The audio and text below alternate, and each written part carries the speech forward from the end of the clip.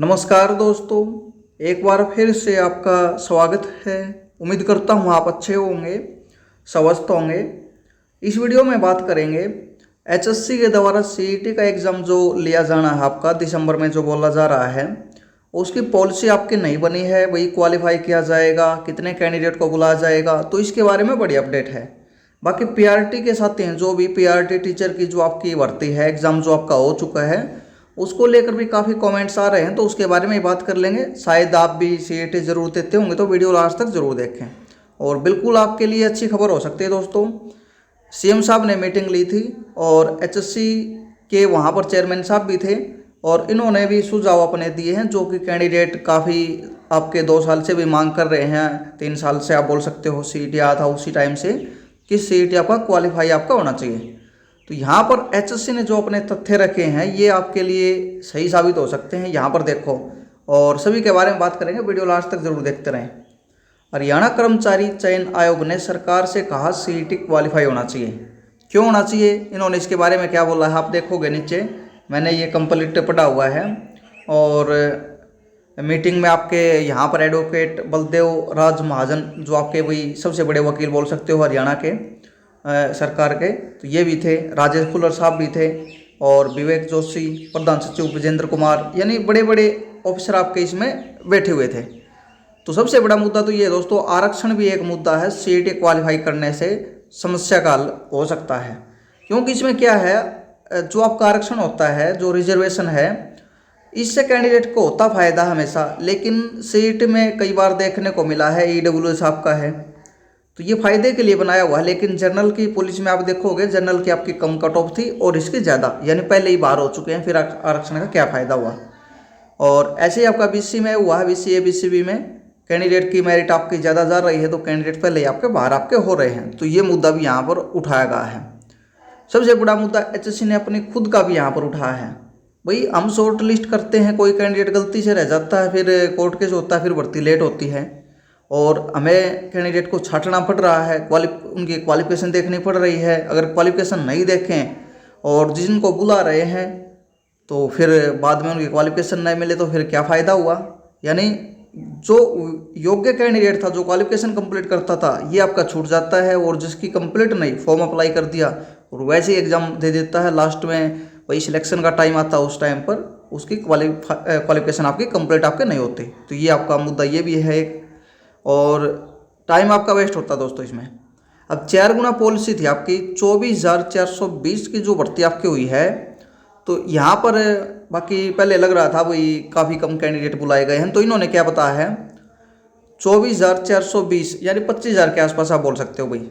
इसके लिए यूनिक उम्मीदवार यानी अलग अलग कैंडिडेट केवल 50,000 यहाँ पर मिले हैं इनको, 50,566। तो यानी 2 टाइम कैंडिडेट आप बोल सकते हो भाई। पॉलिसी आपकी क्या कहती है, 4 टाइम कैंडिडेट, यानी 4 गुना कैंडिडेट होने चाहिए। और जो आपकी भर्ती हुई है हाल ही में, तो इसमें केवल 50,566 कैंडिडेट शॉर्ट लिस्ट किए गए हैं, जिसमें से 30% कैंडिडेट एग्ज़ाम देने ही नहीं गए आपके। तो वही आपके 1.5 गुना या वही थोड़े आपके ज़्यादा ही आप बोल सकते हो। तो ये आपका मामला है भाई इस पॉलिसी से। तो ये भी सीएम साहब के सामने इन्होंने रखा है। तो इनकी सीधी सीधी मांग है, सीईटी को क्वालिफाई ही किया जाना चाहिए। कैंडिडेट की मांग जायज़ है, भले ही उन्होंने आंदोलन किए हो, कुछ भी किया, वो मांग तो उनकी जायज़ थी आपकी। ये एचएससी ने भी मान लिया, तो इसका असर पड़ेगा दोस्तों। और सीएम सैनी साहब का नेचर आप देखोगे तो ये बिल्कुल मानते हैं, जो भी इनको सुझाव देते हैं उन पर ये काम करते हैं, अमल उन पर करते हैं। जो कि सीएम खट्टर साहब आपके थे, ये बिल्कुल भी नकार देते थे भाई ऐसा कुछ नहीं होने वाला।